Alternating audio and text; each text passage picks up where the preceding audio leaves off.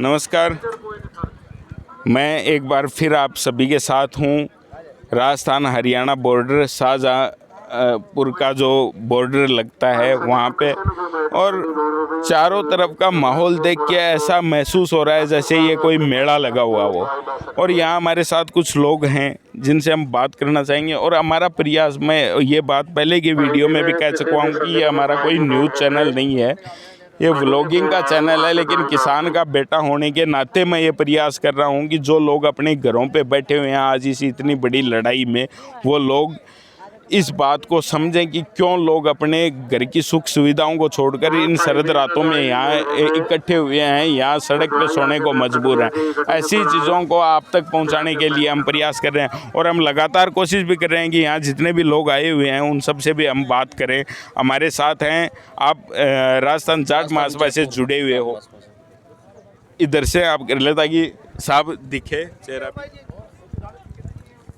नमस्कार, आपका परिचय? मैं सांवर चौधरी खंडेला से। अच्छा, खंडेला सीकर। और अपनी जो डेजिग्नेशन है वो भी प्लीज़ बताएं। मैं अभी वर्तमान में सहकारी समिति अध्यक्ष हूँ, एडवोकेट हूँ राजस्थान उच्च न्यायालय जयपुर, और राजस्थान जाट महासभा का पूर्व यूथ का प्रदेश अध्यक्ष हूँ।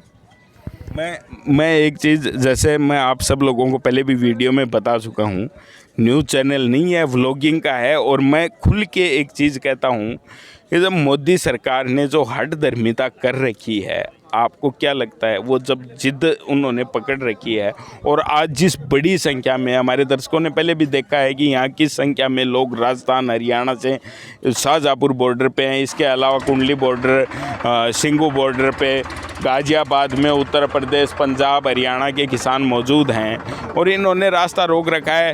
सरकार को काफ़ी नुकसान भी हो रहा है, ऐसी बात नहीं है कि सरकार दबाव में नहीं है, लेकिन फिर भी इतनी जिद क्यों है, किस वजह से इतनी जिद है? ये सरकार कॉरपोरेट के आगे दबी हुई है। मोदी जी मन की बात करते हैं लेकिन आत्मा की बात नहीं करते।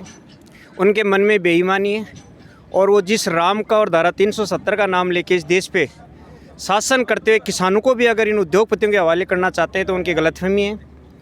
हम किसान पुत्र हैं और उस किसान के घर पे जन्म लिया है। जब जन्म लिया तभी से हमने बालाजी के दर्शन करना शुरू किए और जय श्री राम बोलना शुरू किया है। इसलिए हमें वो एक पाठ पढ़ाने की कोशिश नहीं करें। आज रात पूरे देश का किसान जाग चुका है और उनकी हठधर्मिता है, लेकिन उनकी हठधर्मिता के आगे देश का किसान कहीं नहीं झुकेगा। आखिर झुकना पड़ेगा, इस देश की सल्तनत को, इस देश की सत्ता को झुकना पड़ेगा। और रही बात राजस्थान के किसानों की, राजस्थान के किसान भी पूरे साथ हैं, और इस देश का इतिहास कहता है कि आज भी इस देश की सल्तनत का एक जो दरवाजे, जो किले का दरवाज़ा है, वो भी आज भी भरतपुर के अजय किले में कैद है। तो ये गलतफहमी छोड़ दें मोदी जी कि अगर ये किसान पूरे जग गए तो फिर कोई न कोई ऐसे परिणाम सामने आ सकते हैं। भरतपुर के किले का जो इतिहास है वो हमारे ब्लॉग में आप सब लोगों को ज़रूर एक बार बताएंगे, हम वहाँ का विजिट करेंगे।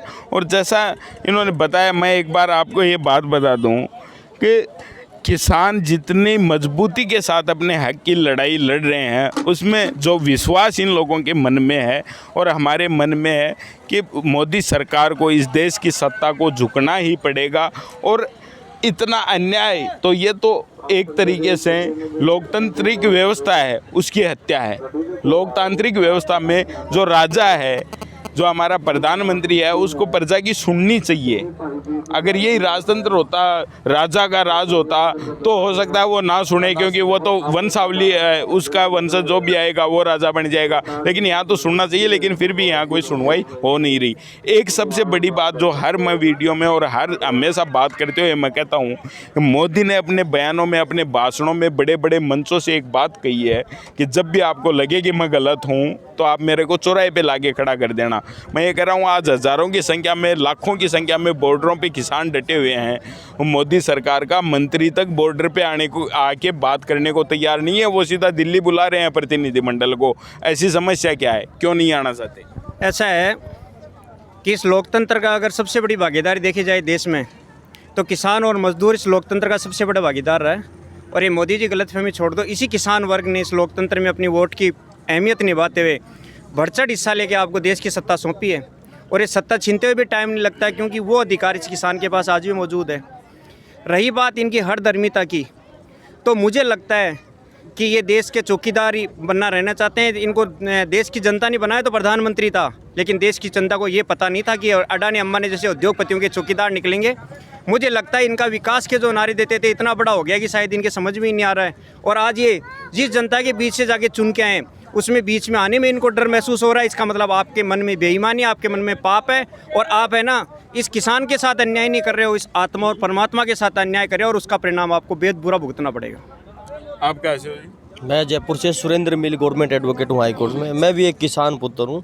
हम आंदोलन में डटे हुए हैं, कई बार हमने यह विजिट करी है। आप कैसे? मैं राजस्थान जाट महासभा से हूँ, किसान परिवार से हूँ, किसान हूँ। मैं समय पे रहते हुए प्रधानमंत्री जी को मैसेज देना चाहता हूँ कि समय रहते हुए समझ जाए, नहीं तो किसान आंदोलन इतना भड़क जाएगा कि आने वाले समय में मोदी जी के समझ में नहीं आएगा और किसानों की बात माननी ही पड़ेगी। आज मान जाए, कल माने, आने वाले कल को माने। हम पूरे समर्पित हैं और यहाँ पे बैठ गए। यहाँ पे मैं घर से आ गया, अब यहीं रहूँगा। मैंने 2 महीने 6 महीने 1 साल के लिए रहेंगे, कोई दिक्कत नहीं है। देखिए, आप सब लोगों और हमारे इस YouTube चैनल के माध्यम से मैं एक बात कहना चाहता हूं कि आज देश में जब किसानों ने, आम जन ने मिलके जिस सरकार को चुना है, आज वहाँ मोदी सरकार उसको कहना गलत है। मोदी इंडिविजुअल आदमी का नाम है और वो आदमी उसी की सरकार नहीं है, ये देश के किसानों की सरकार है। आज अगर देश के किसानों द्वारा चुनी हुई सरकार उनके आवाज़ को नहीं सुन रही, उनके अधिकारों की रक्षा के लिए काम नहीं कर रही, तब ये हालात आप देख रहे हैं कि दिल्ली को चारों तरफ से किसानों ने घेर लिया है। और एक बड़ी अजीब सी बात है कि जब जब किसान अपने घर से निकल के दिल्ली पे कब्जा करने के लिए निकला है तो उसने कब्जा किया है। ऐसा ही होगा। आप कहाँ से हैं जी?